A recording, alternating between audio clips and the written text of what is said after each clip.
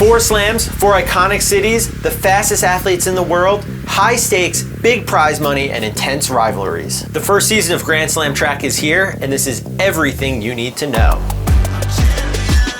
Grand Slam Track is the new premier global track league founded by Michael Johnson that's starting this year, making stops in Kingston, Jamaica, Miami, Philadelphia, and Los Angeles. There are 96 competitors that are competing in each of the slams, 48 which are our racers. And then there are 48 challengers. These are athletes that come in on a one-off basis to try to take down the racers. Each of these 96 racers are going to be assigned to one of 12 event groups, 6 on the men's side, 6 on the women. That is the short sprints, the long sprints, the short hurdles, the long hurdles, the short distance, and the long distance.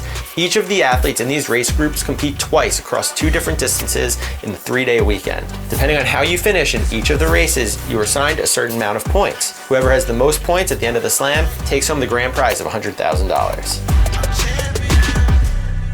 The favorite thing of all of the competitors has got to be the prize money. $100,000 for first and a guaranteed $10,000 even if you walk it in. What this brings to the table is not just better pay for the athletes, but it's stakes. Throughout the season, it is no longer just stepping stones building up towards the final meet of the season.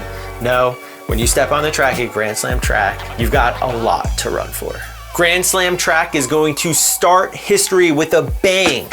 The women's long sprints and the 200 meter as Olympic champion Gabby Thomas is stepping up in distance to take on Marlady Paulino, but not so fast because there's probably a few women here that think that they've got a chance to win both and take home the whole $100,000. This one is a clash of strength versus speed. The USA versus Jamaica rivalry is alive and well, and you'll be able to catch it on full display thanks to the men's short sprints group at Grand Slam Track in Kingston. Oblique Seville and Akeem Blake talk about pressure, performing in front of the home crowd on the brand new track, and they will be up against a formidable set of Americans in Fred Kerley, Kenny Bednarik, and Courtney Lindsay. And if there's one group that we know is talking their smack right now, it is these guys. Sure to be one of the best races of the weekend. We said Grand Slam Track is bringing fantasy to life, and there's no race group where that is more apparent than the short distance. And on the women's side, you're seeing Mary Murad, the world champion in the 800, stepping up to run a 1500. Who knows what she's capable of? But we're gonna have to find out versus the likes of the Olympic silver medalist, Jess Hull. This one is going to be unpredictable.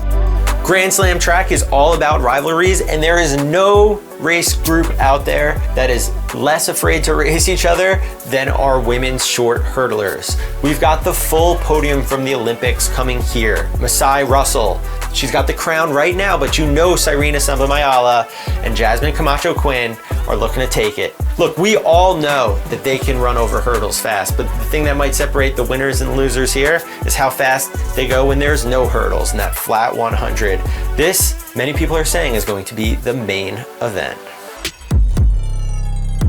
You're not allowed to pick favorites, but I think the men's short distance group might be the main attraction because you have got the podium from the 1500 Paris Olympics coming back to face off against the world champion, Marco Aero. There's so much unknown here. There's so much contrast in the way these athletes race, and there's so much just trash talk here. For some reason, people think that the 1500 runners can't run the 800 and the 800 runners can't run the 1500. Well, I think they're both about to prove everyone wrong in Kingston.